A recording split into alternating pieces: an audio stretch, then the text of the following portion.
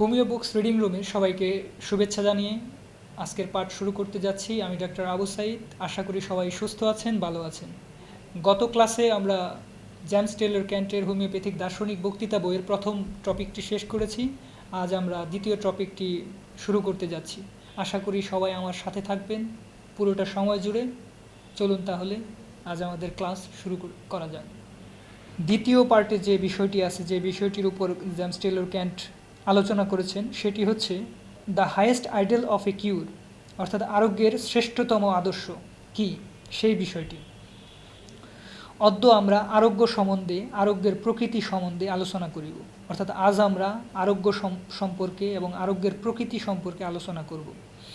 Organon গ্রন্থের দ্বিতীয় সূত্রে লিখিত আছে, অর্থাৎ অর্গানন অফ মেডিসিন বইয়ের 2 নম্বর অ্যাফোরিজমটি হচ্ছে, the highest ideal of a cure is rapid, gentle and permanent restoration of the health, or removal and annihilation of the disease in its whole extent, in the shortest, more reliable and most harmless way, on easy comprehensible principle. সত্তর, অর্থাৎ এর বাংলাটা করলে যেটা হয়, সত্তর, শান্ত এবং স্থায়ীভাবে ঋত স্বাস্থ্যের পুনরুদ্ধার অথবা সহজবুদ্ধ নীতি অনুসারে সর্বাপেক্ষা সরল, বিশ্বাসযোগ্য ও নিরাপদ উপায়ে সম্পূর্ণরূপে ব্যাধির অপসারণ ও বিনাশ আরোগ্য ও নিরাময়ের শ্রেষ্ঠতম পরিচয়। অর্থাৎ রোগ আরোগ্যের ক্ষেত্রে এটা সত্তর, দ্রুত এবং শান্তভাবে, স্থায়ীভাবে, অর্থাৎ একটি রোগ সেরেছে সেটা পুনরায় আবার আসবে না, একবারে স্থায়ীভাবে সেটা নির্মূল হয়ে যাবে এবং যে স্বাস্থ্যটা তিনি হারিয়েছেন তার পূর্ব স্বাস্থ্যটা তিনি ফিরে পাবেন। অথবা সহজবুদ্ধ নীতি অনুসারে সরল, বিশ্বাসযোগ্য, ট্রিটমেন্টের সময়, চিকিৎসার সময় সেটা অত্যন্ত সরল, বিশ্বাসযোগ্য এবং নিরাপদ উপায়ে, অর্থাৎ কোনো ক্ষতিকর প্রভাব পেশেন্টের মধ্যে সৃষ্টি না করেই তাকে সুস্থ করা ও ব্যাধির অপসারণ ও বিনাশ, আরোগ্য ও রোগ নিরাময়ের শ্রেষ্ঠতম পরিচয়। এটি অর্গাননের 2 নম্বর অ্যাফোরিজমে বলা হয়েছে। হোমিওপ্যাথি শাস্ত্রে অনভিজ্ঞ চিকিৎসককে আরোগ্য কাহাকে বলে প্রশ্ন করা হইলে তাহার চিন্তা দ্বারা কেবলমাত্র দেহের রোগজনিত পরিণতির অন্তর্দান কল্পনাকে কেন্দ্র করিয়া আবর্তিত হইতে থাকে। অর্থাৎ একজন অনভিজ্ঞ চিকিৎসক, যিনি কেবলই এই চিকিৎসা কার্যে প্রবেশ করেছেন, তাকে আরোগ্য সম্পর্কে প্রশ্ন করলে, জিজ্ঞাসা করলে, কিছু জানতে চাইলে তিনি যেটা ব্যক্ত করেন সেটা হচ্ছে তার পুরোটা বিষয় জুড়ে, পুরোটা ধারণা জুড়েই রোগের পরিণতিগুলির অন্তর্দানকেই তার কল্পনার কেন্দ্রে আবর্তিত হতে থাকে। চর্মের উদ্বেগ যদি আলোচ্য ব্যাধি হয়, তিনি বলিবেন তাহার চিকিৎসায় চর্মের উপর হইতে উদ্বেগ বিলুপ্ত হইলেই তাহা আরোগ্য হইয়াছে বলা যাইবে। অর্থাৎ তার কাছে যদি কোনো পেশেন্ট চর্মের কোনো স্কিন ডিজিজ নিয়ে যায়, তখন তিনি এটাকে আরোগ্য করার জন্য যেটা করবেন সেটা কি, যে চর্ম থেকে যদি সেই চর্মরোগটাকে নির্মূল করে দেওয়া যায়, তবেই তিনি আরোগ্য হবেন, তিনি সুস্থ হবেন। এটাই তার চিন্তাধারার মধ্যে শুরুর দিকে থাকে, বিলুপ্ত হইয়া যাবে। যদি অশ্ব হয়, তাহা অপসারিত করিলেই আরোগ্য হইয়াছে বলা যাইবে। জানুসন্ধির পীড়ায়, অর্থাৎ হাঁটুর পীড়ায় সন্ধির উপর হইতে অস্ত্রোপচার করিয়া বাদ দিলেই তাহা আরোগ্য হইয়াছে বলা যাইবে। অথবা তরুণ পীড়ায় রোগীর মৃত্যু সংঘটিত না হইলে তাহাকেও আরোগ্য বলা যাইতে পারে। চিকিৎসকের নিকট হইতে রোগীরাও আরোগ্য সম্বন্ধে অবিকল এই ধারণায় প্রাপ্ত হয়। চিকিৎসক যেমন ব্যক্ত করেন একটা বিষয়কে, পেশেন্টের সামনে উপস্থাপন করেন, পেশেন্টও ঠিক সেইভাবে প্রভাবিত হয়ে সেই বিষয়টাকে সে তার ধারণার মধ্যে নিয়ে সেই বিষয়টাকে সঠিক মনে করেন। চর্ম উদ্বেগ অপসারিত করার জন্য অনেক সময় রোগী তাহার চিকিৎসকের প্রগাঢ় নৈপুণ্য দেখিয়া বিস্ময়াপন্ন হইয়া পড়েন, কিন্তু উহার অবশ্যম্ভাবী পরিণামে যখন অধিকতর সংকটজনক লক্ষণরাজি প্রকটিত হয় এবং তন্তুগঠিত, অর্থাৎ দেহের অর্গানিক দেহগত পরিবর্তনগুলি আসন্ন হইয়া মৃত্যুর ইঙ্গিত করে, তখন রোগী পুনরায় চিকিৎসকের নিকট উপস্থিত হইয়া বলেন, আপনি অমন করিয়া আশ্চর্যরূপে আমার চর্মরোগ সারিয়াছিলেন, এখন আমার যকৃতের, অর্থাৎ লিভারের পীড়া বা লিভারের অসুখ আরোগ্য করিতে পারিতেছেন না কেন? পেশেন্ট তাকে প্রশ্ন করে। কিন্তু এই অবৈজ্ঞানিক অজ্ঞ চিকিৎসকই সমস্ত পণ্ড করিয়া বসিয়াছেন। যাহা চর্মের উপরিভাগে থাকিয়া কোনো ক্ষতি সাধন করে নাই, তাহাকে দেহের অন্তস্তম ক্ষেত্রে বিদরিত করা হইয়াছে, অর্থাৎ দেহের মধ্যে ঢুকাইয়া দেওয়া হয়েছে, সাপ্রেশন করা হয়েছে, এবং তাহারই অবৈজ্ঞানিক অজ্ঞতার ফলে রোগী এখন মরিতে বসিয়াছে। এই সূত্রে 3টি বিশেষ লক্ষণীয় বিষয় অন্তর্নিহিত আছে এবং সেগুলি উদ্ঘাটিত হওয়া প্রয়োজন। প্রথম বিষয়টি এই যে রোগীর স্বাস্থ্য পুনরুদ্ধার করিতে হইবে, পরন্তু লক্ষণমাত্র অপসারণ করা নহে। স্বাস্থ্য পুনরুদ্ধার কার্যের লক্ষ্য পীড়িত মানব প্রকৃতির শৃঙ্খলা পুনঃস্থাপন করা। কেবল লক্ষণ অপনোদন কার্যে, অর্থাৎ লক্ষণকে শেষ করার কার্যে সম্পূর্ণ মানুষটির উপর লক্ষ্য থাকে না। যখন কোনো চিকিৎসক কেবল লক্ষণকে নিধন করতে চাইবেন, লক্ষণকে অপসারণ করতে চাইবেন, তখন পুরো মানুষটি কিন্তু বাদ পড়ে যাবে। পুরো মানুষটি আর তার দৃষ্টিতে থাকবে না, কেবল লক্ষণ নিয়েই তার খেলা হবে, লক্ষণ নিয়েই তিনি নাড়াচাড়া শুরু করবেন। তখন পুরা মানুষটি তার চিন্তার কেন্দ্র থেকে সরে যাবে। স্বাভাবিকভাবে তখন তার চিকিৎসা ক্ষেত্রে ব্যর্থতা আসবে এবং পেশেন্টের, রোগীর বিপর্যয় আসবে, রোগী সুস্থ হবেন না। কারণ হোমিওপ্যাথি হচ্ছে হোলিস্টিক মেডিসিন সিস্টেম। এখানে পুরো মানুষটাকে বিবেচনা করা হয়, শুধু লক্ষণের উপর বিবেচনা করে তাকে চিকিৎসা করা হয় না। কিন্তু ডাক্তার যদি এই কাজটি করেন তাহলে এই বিপর্যয়টি ঘটবে। কুষ্ঠকাঠিন্য, অশ্ব, জানুসন্ধির শ্বেতস্ফীতি, চর্মরোগ অথবা কোনো রোগের স্থানীয় স্ফুরণ কিংবা বিশেষ চিহ্ন অপনোদন, কোনো সঙ্গবদ্ধ লক্ষণচয় অর্থাৎ লক্ষণসমূহ বা লক্ষণ সমষ্টি অপসারণ কার্যের মধ্যে রোগীর সমগ্র প্রকৃতির স্বাস্থ্য শৃঙ্খলা প্রতিষ্ঠার লক্ষ্য থাকে না। রোগের লক্ষণচয় অর্থাৎ লক্ষণসমূহ উপসৃত করিবার অর্থাৎ অপনোদন অন্তর্দান করিবার পর স্বাস্থ্য পুনঃপ্রতিষ্ঠিত না হইলে সে কার্যকে আরোগ্য সাধন বলা চলে না। অর্থাৎ সব লক্ষণগুলোকেই দূরীভূত করলেন, কিন্তু রোগী মানসিকভাবে, শারীরিকভাবে তার পূর্বের স্বাস্থ্য ফিরে পেল না, অর্থাৎ সে সুস্থতা বোধ করছে না, তখনও কিন্তু তাকে প্রকৃত আরোগ্য বলা চলে না। পরবর্তী ব্যাখ্যান হইতে আমরা শিক্ষা করিয়াছি, রোগীর আরোগ্য সাধনই চিকিৎসকের একমাত্র কর্তব্য।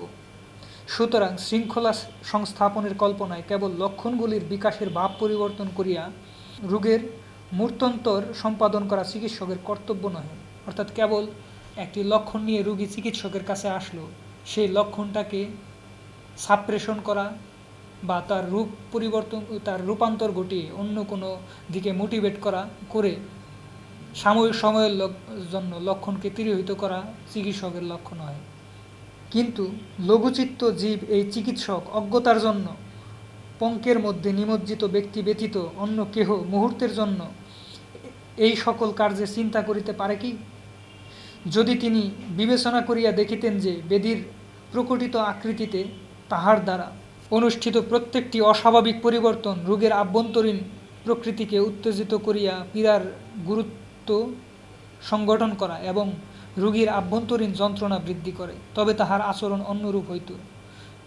যেটা বলা হচ্ছে, এই চিকিৎসক যদি জানত যে এই লক্ষণগুলো তার বিমূর্ত জীবনী শক্তির প্রতিক্রিয়া হিসাবে, অর্থাৎ সাহায্য চাওয়ার ভাষা হিসাবে বাইরে প্রকাশিত হয়েছে এবং এই লক্ষণ সমষ্টির উপর ভিত্তি করে ঔষধ দিলে রোগী পূর্ণভাবে সুস্থ হবে, এই বিষয়টি যদি বুঝতো, চিকিৎসক জানতো, তাহলে তিনি এই আচরণটি করতেন না এবং তার দ্বারা এরূপ অনিষ্ট সাধিত হতো না।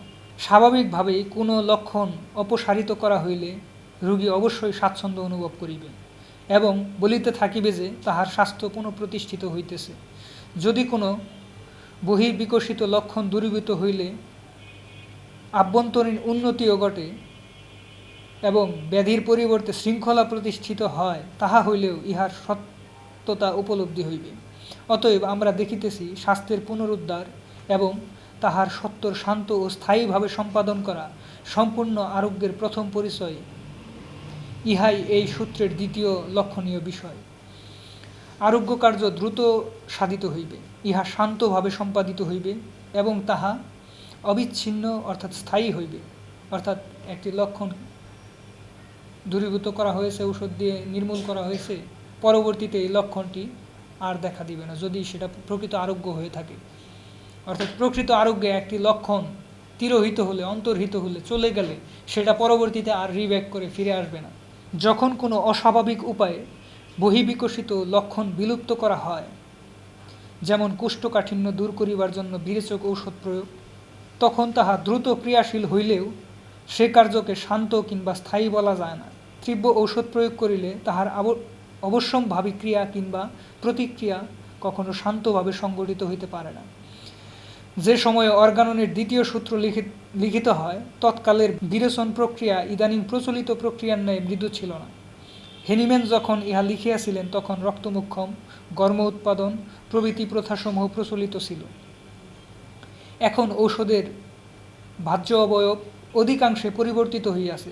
চিকিৎসকগণ এখন শর্করার আবরণমণ্ডিত বটিকা প্রয়োগ করিতেছেন এবং ঔষধগুলিকে স্বাদহীন কিংবা সুস্বাদু করিবার উপায় উদ্ভাবন করিয়াছেন। এখন তাহারা ভেষজ দ্রব্যের ঘন উপক্ষারগুলি অ্যালকেলয়েডস প্রয়োগ করিতেছেন, অথচ কোনো নীতি আবিষ্কার হেতু তাহারা এই সকল প্রথা অবলম্বন করেন নাই। তারা যে এই ঔষধগুলো প্রয়োগ করছে মানবদেহে, এর জন্য যে একটা নির্দিষ্ট নীতি আছে, কারণ জগতের প্রত্যেকটা বিষয় একটি নীতির উপর দণ্ডায়মান, এক এক নীতিতে প্রতিষ্ঠিত হচ্ছে। যেমন আমাদের মানবদেহ, এর ভিতরেও প্রতিনিয়ত বিভিন্ন ধরনের ঘটনা ঘটে যাচ্ছে একটি সুশৃঙ্খল, একটি নীতিবদ্ধ প্রক্রিয়ার মাধ্যমে। এই সুশৃঙ্খলতার মধ্যে যখন কোনো ধরনের ভিন্ন প্রতিক্রিয়া সৃষ্টি হয়, তখন কিন্তু শরীর সেটা আমাদের বিভিন্নভাবে বুঝিয়ে দেয়, বিভিন্নভাবে জানান দেয়। এখন সেই বিশৃঙ্খলাকে সুশৃঙ্খলতায় রূপান্তর করার জন্য একটা নির্দিষ্ট নীতি অবলম্বন কিন্তু অবশ্যই এখানে জরুরি। এটাকে বিক্ষিপ্তভাবে করলে কিন্তু সেখানে কোনো ফল হবে না, বরং হিতে বিপরীত হবে। যেটা আজকে প্রচলিত চিকিৎসা ব্যবস্থায় করা হচ্ছে, তাদের মন গড়া কাল্পনিক তাত্ত্বিক বিভিন্ন তত্ত্বের উপর ভিত্তি করে, তাদের পরিবর্তনশীল বিভিন্ন তত্ত্বের উপর ভিত্তি করে তারা মানুষের দেহে এই তত্ত্বগুলির বাস্তব প্রয়োগ ঘটাচ্ছেন, যার ফলে মানুষের দিন দিন আরও নতুন নতুন রোগে আক্রান্ত হতে হচ্ছে এবং জটিল জটিল ক্রনিক রোগে তারা আক্রান্ত হচ্ছে। কিন্তু এই কাজটি যদি নীতিবদ্ধভাবে সুশৃঙ্খলভাবে পরিচালিত হতো, তাহলে কিন্তু মানুষের এই করুণ দশা হতো না। কারণ তাদের মধ্যে প্রবীণ চিকিৎসকগণ যে সমুদয় পুরাতন প্রথা বর্জনের বিরোধী এবং সর্বদাই বলিয়া থাকেন যে তাহাদের আশা হয় আবার এমন দিন আসিবে যখন সকলেই আবার ছুরিকার আশ্রয় লইতে হইবে। কিন্তু আধুনিক ঔষধগুলির প্রচুর ঘনত্ব হেতু ইহারা ভূতপূর্ব ঔষধরাজি অপেক্ষায় 10 গুণ অধিক তীব্র। ঔষধ প্রস্তুতকারীরা কুকেন, সলফোনেল প্রভৃতি যে সকল অসংখ্য নূতন ঘন ঔষধ প্রস্তুত করিতেছেন, সেগুলো অত্যন্ত বিপজ্জনক মানবদেহের জন্য এবং তাহাদের প্রকৃত ক্রিয়া ও প্রতিক্রিয়া অনেকাংশে এখনও অজ্ঞাত। পেট্রোলিয়ামের রাসায়নিক তত্ত্ব আবিষ্কার দ্বারা মানবের বুদ্ধি, বিচার ও ইচ্ছাশক্তি বিলুপ্ত হইবার পথ উন্মুক্ত হইয়াছে। কারণ এই সকল পদার্থ অতর্কিতভাবে ভীষণ ক্রিয়া সঞ্চার করে। যখন সদ্য মারাত্মক ও তীব্র ঔষধসমূহ ব্যবহৃত হইত, তখন তাহাদের ক্রিয়া স্পষ্ট পরিলক্ষিত হইত, তাহা উপরিভাগে প্রকাশিত হইয়া করিত, জনসাধারণ তাহা দেখিতে পাইত। এখন রোগীগণ সমধিক বিপজ্জনক ঔষধ প্রয়োগ প্রণালীর আবর্তে পড়িয়াছে, কারণ তার দ্বারা তাহাদের মনোবৃত্তি ধ্বংসপ্রাপ্ত হইতেছে। অর্থাৎ আগে প্রচলিত চিকিৎসা ব্যবস্থায় ঔষধগুলোর কড়ামাত্রা প্রয়োগ করার সাথে সাথেই সেটা মানবদেহে সাথে সাথে সেটার প্রতিক্রিয়া ব্যক্ত করত এবং সেটার কুফল তখনই সুস্পষ্ট হয়ে যেত। কিন্তু এখন প্রচলিত এলোপ্যাথিক চিকিৎসা ব্যবস্থায় যে কড়ামাত্রার ঔষধগুলো শরীরের মধ্যে প্রয়োগ করা হচ্ছে, সেগুলোর প্রতিক্রিয়া কিন্তু সাথে সাথেই শরীর দিচ্ছে না। কিছুদিন পর দেখা যাচ্ছে যে সেটা ভয়ঙ্কর আকারে অন্যভাবে প্রতিক্রিয়া সৃষ্টি করে জানান দিচ্ছে, কিন্তু এটা দেখা যাচ্ছে তার অন্যভাবে জানান দিচ্ছে। তখন এটাকে নতুন একটা রোগ বলে অভিহিত করা হচ্ছে এবং মানুষের সামনে প্রচার করা হচ্ছে এটা নতুন একটা রোগ, কিন্তু এর পিছনে যে অন্য কারণ আছে, প্রয়োগকৃত ঔষধেরই এটা একটা পার্শ্ব প্রতিক্রিয়ার ফলস্বরূপ, সেটা কিন্তু প্রকাশ পাচ্ছে না, মানুষও জানতে পারছে না। কারণ এই বিষয়ে তারা ডাক্তারের উপর সম্পূর্ণভাবে নির্ভরশীল, ডাক্তার যেটা বলছে তারা সেটা মেনে নিতেই বাধ্য হচ্ছে। কিন্তু এই বিষয়টি মানব জাতির জন্য, মানুষের দেহের জন্য কতটা ক্ষতিকর, এটা কি ভেবে দেখার প্রয়োজন নাই? একজন সুস্থ মস্তিষ্কের মানুষের অবশ্যই কিন্তু প্রয়োজন আছে। এই জগতের কোনো কিছুই নীতি বহির্ভূত নয়। প্রত্যেকটা বিষয়, প্রত্যেকটা বস্তু একটা নির্দিষ্ট নীতির নিয়মে, একটা নির্দিষ্ট নীতির অধীনে আছে। তাই আমাদের চিকিৎসা ব্যবস্থাটাও একটা নীতির অধীনে, যেটা স্যামুয়েল হ্যানিম্যান আমাদেরকে দিয়ে গেছেন। তিনি নিজেও একজন বড় এলোপ্যাথ ছিলেন। যখন তিনি এই অ্যালোপ্যাথির অসারতা উপলব্ধি করতে পারলেন, তখন কিন্তু তিনি এই অ্যালোপ্যাথিক চিকিৎসা ব্যবস্থা ত্যাগ করে এই গবেষণার মাধ্যমে এই হোমিওপ্যাথির মূল মাহাত্ম্য আমাদের সামনে তুলে ধরলেন এবং নীতির উপর প্রতিষ্ঠিত একটি চিকিৎসা ব্যবস্থার সাথে মানবজাতিকে পরিচয় করিয়ে দিলেন। এই সকল ভেষজ-সংজাত ক্রিয়া আপাতদৃষ্টিতে উপকারী হইলেও তাহা স্থায়ী হয় না। কোনো কোনো ক্ষেত্রে এই সকল ক্রিয়া স্থায়ী রূপে প্রতীয়মান হয় বটে, পরন্তু প্রক্ষান্তরে তাহার কারণ এই যে, সেই সকল রোগীর প্রকৃতিক ক্ষেত্রে এক অভিনব ও অতীব প্রচ্ছন্ন ব্যাধি অনুপ্রবিষ্ট হইয়া পড়ে এবং তাহার বাহ্যিক অবয়বে প্রকটিত লক্ষণ অপেক্ষায় সমধিক সূক্ষ্ম ও দৃঢ় সম্বন্ধ। আর এই দৃঢ় শক্তি হেতু মৌলিক লক্ষণগুলি তৎক্ষেত্রে অদৃশ্য হইয়া থাকে। অর্থাৎ একজন মানুষ যখন তার অসুস্থ দেহ নিয়ে, তার বিভিন্ন লক্ষণ নিয়ে এলোপ্যাথদের কাছে যান, তখন কি হয়? তারা দুই একটা লক্ষণের উপর ভিত্তি করে, মেজর দুই একটা চিপ কমেন্টের উপর ভিত্তি করে তারা ঔষধ প্রয়োগ করেন। যে ওষুধটা তারা প্রয়োগ করেন, এই ওষুধটা শরীরের মধ্যে সূক্ষ্ম স্তরে এবং শরীরের অর্গানিক লেভেলে এমন একটা ঝঙ্কার সৃষ্টি করে, এমন একটা প্রতিক্রিয়ার সৃষ্টি করে, সাময়িকভাবে রোগী সেই ঔষধের তীব্রতার কারণে বডিতে তার পূর্বের যে লক্ষণের অনুভূতি আছে সেটা কিছু সময়ের জন্য তিনি ভুলে যান এবং তিনি মনে করেন তিনি সুস্থ হয়ে গেছেন। কিন্তু যখন এই ঔষধের ক্রিয়া দেহ থেকে অপসারিত হয়, শেষ হয়ে যায়, তখন কিন্তু ওই লক্ষণটা ওই রূপ নিয়েই তীব্রভাবে বা ভিন্ন আকারে তীব্রভাবে কিন্তু মানুষের শরীরে প্রকাশ পায়। তখন তারা এটাকে ভিন্ন নামে অভিহিত করে, কিন্তু সেটা সেই মূল রোগেরই বহিঃপ্রকাশ। মূল রোগের প্রকৃতি সত্তা কোনরূপে পরিবর্তিত হয় না, উহা তৎকালে তথায় বিদ্যমান থাকিয়া মানুষের অভ্যন্তরীণ ধ্বংস সাধন করে, কেবল বিকাশেরই রূপান্তর সংগঠন করে এবং স্বাভাবিক রোগের সহিত সমধিক বিপদসংকুল ভেষজ-সংজাত রোগ সংযুক্ত হইয়া থাকে।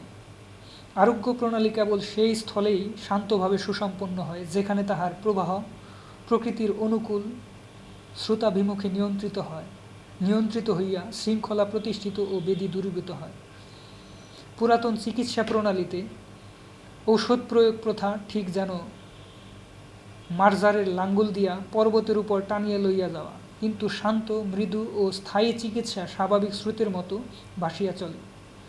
কদাচিৎ কখনো সামান্য তরঙ্গ কম্পন দেখা যায়, ইহাতে আভ্যন্তরীণ বিশৃঙ্খলা সাম্যভাব প্রাপ্ত হয় এবং সেই সঙ্গে মানুষের বহির্দেশে শৃঙ্খলা পুনঃপ্রতিষ্ঠিত হয়। অভ্যন্তর হইতেই তাবৎ সমুদয় বস্তু সুশৃঙ্খল হইতে থাকে। কারণ হোমিওপ্যাথিক দৃষ্টিকোণ থেকে রোগের সূত্রপাত হয় মানুষের জীবনী শক্তি, অর্থাৎ আত্মার স্তর থেকে। একবারে বলতে গেলে, গোড়ার দিকে বলতে গেলে, আত্মার স্তর থেকে মানুষের রোগের উৎপত্তি হয় এবং সারার ক্ষেত্রেও সেখানেই প্রথম শুভ লক্ষণ দেখা দেয় এবং মানুষ সেই স্তরে স্বস্তি স্ফূর্তি অনুভব করে। আস্তে আস্তে সেটা বাহ্যিকভাবেও প্রসারিত হয়। আরোগ্য সাধক ঔষধ মানব প্রকৃতির উপর অস্বাভাবিক ক্রিয়া উৎপন্ন করে না, তাহার ক্রিয়া শান্তভাবে অনুষ্ঠিত হয়। কিন্তু তাহার ক্রিয়া মৃদু ও শান্তভাবে হইলেও পরবর্তী কার্য অর্থাৎ প্রতিক্রিয়া সাধারণত উদ্বেলপূর্ণ হইতে দেখা যায়, বিশেষত যে স্থলে প্রচলিত চিকিৎসার ফল অবসিত এবং পূর্বাবস্থা প্রত্যাগমন করিতে থাকে। তৃতীয় লক্ষণীয় বিষয় এই যে, চিকিৎসা কার্য যুগপৎ সরল ও সহজবোধ্য নীতির অনুবর্তী হইবে। এর দ্বারা একটা বিধান, আইন বোঝায়, নির্দিষ্ট নীতি বোঝায়, মধ্যাকর্ষণের ন্যায় ধ্রুব নিয়ম বোঝায়, পরন্তু কল্পনা নয়। শাস্ত্রহীন হাতুড়িয়াগিরি নয়, কুটিল পথে বিচরণ অথবা সর্বপশ্চাৎগত আমাদের বিধান কখনো পরিবর্তিত হয় নাই, হইতে পারে না, চিরদিন একভাবে আছে এবং একইভাবে থাকবে। এই নীতি ও সিদ্ধান্ত সম্বন্ধে অবিচলিত জ্ঞান অর্জন করা, ইহার প্রকৃত তত্ত্ব অর্থাৎ সুশৃঙ্খল পদ্ধতি পরিজ্ঞাত হওয়া, আমাদের নিত্য সমগুণ সম্পন্ন ঔষধসমূহ ও তাহাদের ক্রিয়ার সহিত সুপরিচিত হওয়া, এইগুলি হোমিওপ্যাথি শিক্ষার শ্রেষ্ঠতম উদ্দেশ্য। যে ব্যক্তি এই নীতিগুলি শিক্ষান্তে তাহা অবলম্বন করিয়া চলে, সে উত্তরোত্তর সমধিক উন্নত ও সুপ্রতিষ্ঠিত হইতে থাকে। এই অটল বিধান অনুসরণের দ্বারা রোগ দূরীভূত হয়, শান্ত, ক্ষিপ্র ও স্থায়ী রূপে স্বাস্থ্য পুনঃপ্রাপ্তি ঘটে। এই শ্রেণীর কোনো এলোপ্যাথিক স্নাতক ছাত্রকে যদি প্রশ্ন করা হয় কোনো ব্যক্তির চিকিৎসা করিয়া আরোগ্যের কী প্রমাণ সে দিতে পারে, তদুত্তরে সেটার উত্তরে সে যাহা বলিবে, ইতিপূর্বে আমি তাহা আভাস দিয়াছি, সে বলিবে যে তাহার রোগী মরে নাই, অথবা যে সমুদয় প্রকটিত লক্ষণের জন্য ঔষধের ব্যবস্থা করা হইয়াছিল সেগুলি অন্তর্হিত হইয়াছে। কিন্তু হোমিওপ্যাথিক বিধানে দীক্ষিত কোনো চিকিৎসককে এই প্রশ্ন করিলে দেখিবে যে রোগীর উন্নতি সুস্পষ্টরূপে প্রমাণ করিবার উপায় আছে। রোগাধিকারে যদি মানুষের অভ্যন্তর বিশৃঙ্খল হয় এবং যদি প্রথমেই তন্তুগুলো বিকৃত না হয়, তবে স্বভাবতই তোমরা প্রত্যাশা করিবে যে প্রথমে অভ্যন্তর এবং শেষে বহির্ভাগ সুশৃঙ্খল হইবে। মানুষের স্বাধীন প্রবৃত্তি তাহার প্রথম নিদর্শন, বৃদ্ধি তাহার দ্বিতীয় নিদর্শন, বহির্ভাগ তার শেষ নিদর্শন। কেন্দ্র হইতে পরিধি, ইন্দ্রিয় নিচয়, চর্ম, কেশ, নখ ইত্যাদি, ইহাই এই ধারা সত্য বলিয়াই আরোগ্য ব্যাপারও অবশ্য কেন্দ্র হইতে প্রবাহিত হইবে। কেন্দ্র হইতে পরিধি অর্থে ঊর্ধ্ব হইতে নিম্ন অভিমুখে, অভ্যন্তর হইতে বহির্দেশে, শ্রেষ্ঠতম ইন্দ্রিয় হইতে সাধারণ ইন্দ্রিয়ে, মস্তক হইতে হস্তপদের দিকে। অর্থাৎ আরোগ্যের গতিটি হবে কেন্দ্র হইতে পরিধির দিকে, যেটা হেরিংয়ের ল অফ কিউরের অনুগামী। হেরিংয়ের ল অফ কিউর হচ্ছে কোনো রোগী অসুস্থতার দিকে সুস্থতার দিকে যাচ্ছে, এগুলোর কিছু নিদর্শন আছে যেগুলোকে আমরা হেরিংয়ের ল অফ কিউর বলে থাকি। সেটার প্রথম নিদর্শন কি? রোগ ভিতর থেকে বহির্দেশের দিকে প্রবাহিত হবে, অর্থাৎ ভিতরের রোগ সারতে থাকবে, বাহিরের দিকে চামড়ায় কম গুরুত্বপূর্ণ অঙ্গে বিভিন্ন রকমের সিমটম দেখা দিবে এবং রোগী মানসিকভাবে তার ভাইটাল লেভেলে স্বস্তি বোধ করবে এবং রোগগুলো গুরুত্বপূর্ণ অঙ্গ থেকে, শরীরের গুরুত্বপূর্ণ অঙ্গ থেকে কম গুরুত্বপূর্ণ অঙ্গের দিকে ধাবিত হবে, উপর থেকে নিচের দিকে ধাবিত হবে। আরোগ্য কার্যে অভিজ্ঞ হোমিওপ্যাথিক চিকিৎসক মাত্রই জানেন যে সমুদয় লক্ষণ এই ধারা অনুসারে অন্তর্হিত হয় সেগুলি স্থায়ীভাবে দূরীভূত হইয়া যায়।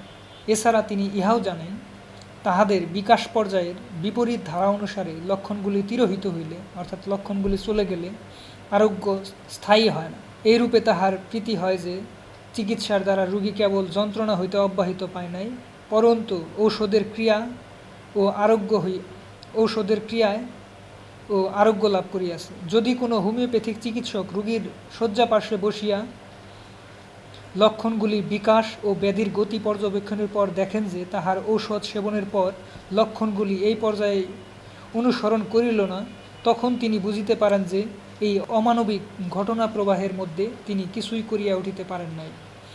প্রক্ষান্তরে যদ্যপি, অর্থাৎ যদি তিনি দেখেন যে ঔষধ প্রয়োগের পর লক্ষণরাজি বিপরীত ধারা অনুসারে ফিরিয়া যাইতেছে, তখন তিনি বুঝিবেন যে তাহার ঔষধের ক্রিয়া ফলবর্তী হইয়াছে, কারণ রোগের অগ্রগতি প্রতিহিত না হইলে ব্যাধির এই পরিবর্তিত গতি সংঘটিত হইতে পারে না। পুরাতন রোগই প্রথমে বহির্দেশে প্রকাশিত হয় এবং তাহা হইতে মানুষের অন্তঃস্থ স্থানে উপস্থিত হয়। অতএব উহারা যে পরিমাণে বহির্দেশে পুনঃপ্রক্ষিপ্ত হইবে, রোগীকেও সেই অনুপাতে স্বাস্থ্য লাভ করিতে দেখিবে। এইরূপ ক্ষেত্রেই প্রকৃত হোমিওপ্যাথিক ঔষধ সেবনের পর পূর্বকথিত উদ্বেলতা পরিলক্ষিত হয়, কিন্তু অজ্ঞজনেরা ইহাই তাহাদের আরোগ্য সম্পাদনের একমাত্র পথ বুঝাইয়া দিলেও পুরাতন বাহ্যিক লক্ষণগুলির পুনঃবিকাশ দেখিতে চাহে না। হৃদযন্ত্রের, বক্ষের ও মস্তকের পীড়াসমূহ আরোগ্য অভিমুখী হইলেও তৎসহ হস্ত, পদ, চর্ম ও নখ এবং কেশ ব্যাধি অবশ্যই প্রকটিত হইবে। এজন্যই তোমরা দেখিবে, অর্থাৎ হেরিংয়ের ল অনুযায়ী লক্ষণগুলো কি হবে? গুরুত্বপূর্ণ অঙ্গ থেকে কম গুরুত্বপূর্ণ অঙ্গের দিকে ধাবিত হবে। এজন্যই তোমরা দেখিবে রোগীগণ আরোগ্য লাভ করিতে থাকিলে এই সমস্ত অঙ্গ রোগাবিষ্ট হয়, কেশের পতন কিংবা চর্মের উদ্বেগ ঘটিতে দেখা যায়। হৃদযন্ত্রের বাতাধিকারে রোগী আরোগ্য অভিমুখী হইলে তোমরা দেখিবে তাহার হাঁটুতে বাত ধরিয়াছে। সে হয়তো তোমায় বলিবে, ডাক্তার মহাশয়, যখন আপনার নিকট আমি প্রথম আসি তখন আমি সারা বাড়িতে হাঁটিতে বেড়াইতে পারিতাম, কিন্তু এখন আমি হাঁটিতে পারি না, আমার সন্ধিগুলি এত ফুলিয়া গিয়াছে। ইহাই আরোগ্যের সংকেত। ডাক্তার যদি এই সংকেত না বুঝিয়া রোগীর হাঁটু ও পদের বাত দূরীভূত করিবার ব্যবস্থা করেন, তবে বেদি পুনরায় হৃদযন্ত্রে প্রত্যাগমন করিবে এবং রোগী পঞ্চত্ব প্রাপ্ত হইবে, অর্থাৎ মারা যাবে। অর্থাৎ চিকিৎসা ক্ষেত্রে আরোগ্যের এই সংকেতগুলি যদি আমরা পুঙ্খানুপুঙ্খভাবে নিবিড়ভাবে পর্যবেক্ষণ না করি, তাহলে হিতে বিপরীত হবে, অর্থাৎ রোগীর মৃত্যুর কারণ হবে। বলা বাহুল্য, পরস্পরাগত চিকিৎসক সম্প্রদায় এই সংকেতের মর্ম অবগত নহেন। তাহাদের চিকিৎসা পদ্ধতিকে চির আনুষ্ঠানিক ও একমাত্র পদ্ধতি জ্ঞান করিয়া তাহাই অবলম্বন করেন এবং বেশ নিরীহভাবে রোগীকে হত্যা করেন।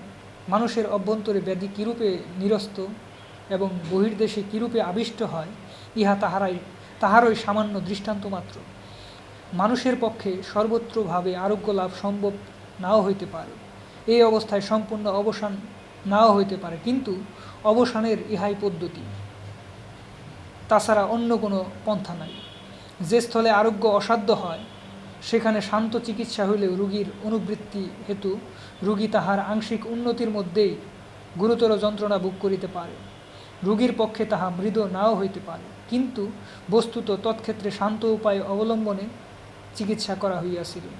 বহুকাল ব্যাপী গভীর অনুপ্রবিষ্ট পুরাতন পীড়ার চিকিৎসায় ঔষধ প্রয়োগান্তে আমরা যে সমুদয় উদ্বেলতা লক্ষ্য করি, নতুন রোগের চিকিৎসায় ঔষধ প্রয়োগের পর সেরূপ উপসর্গ দেখিতে পাই না।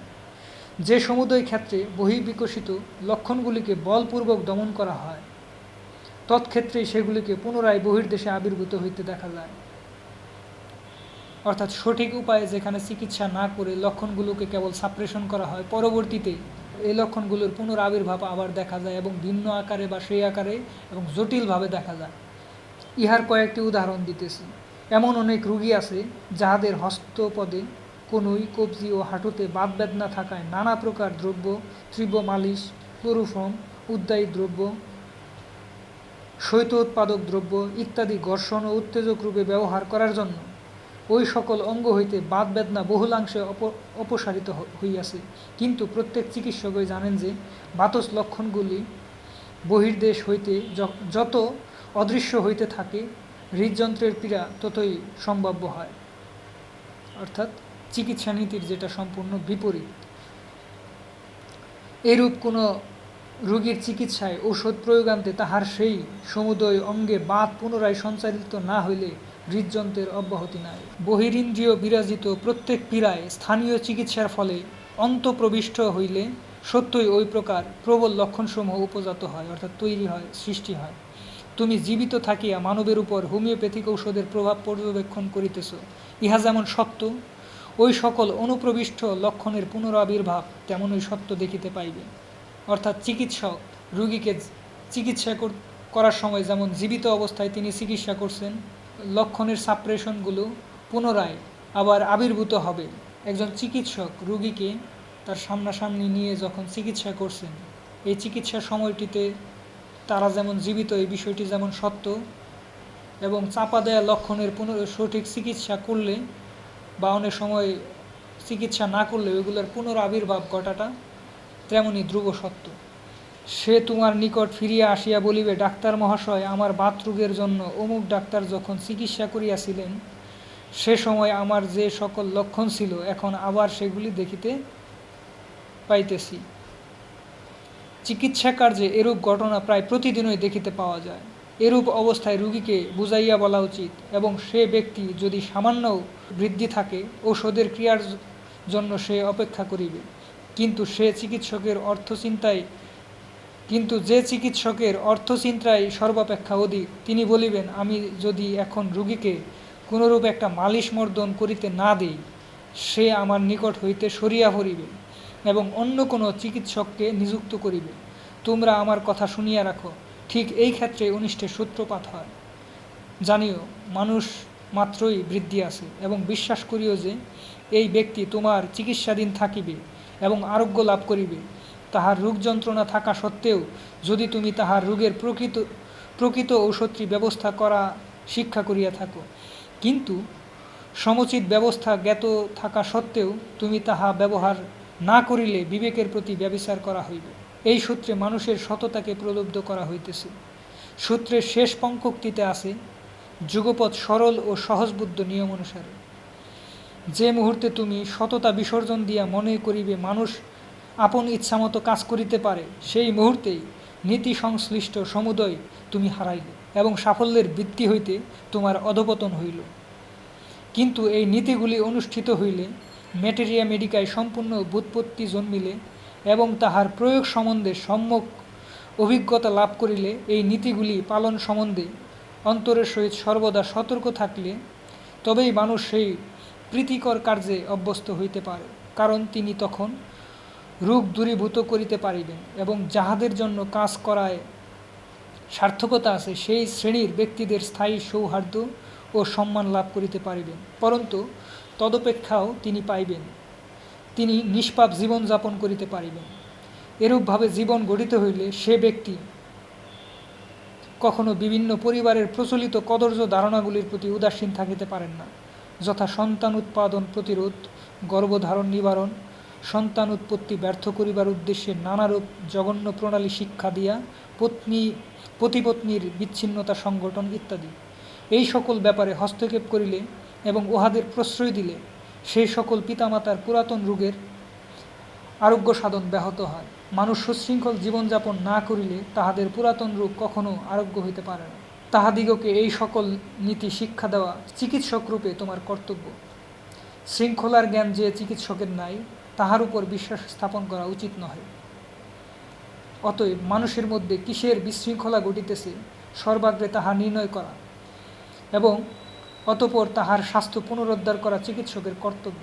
সম্পূর্ণ আরোগ্য সাধনের প্রতিরূপ এই স্বাস্থ্য পুনঃপ্রতিষ্ঠা কার্য শান্ত সুশৃঙ্খল জীবনী শক্তির ন্যায় মৃদুমন্দ প্রবাহমান।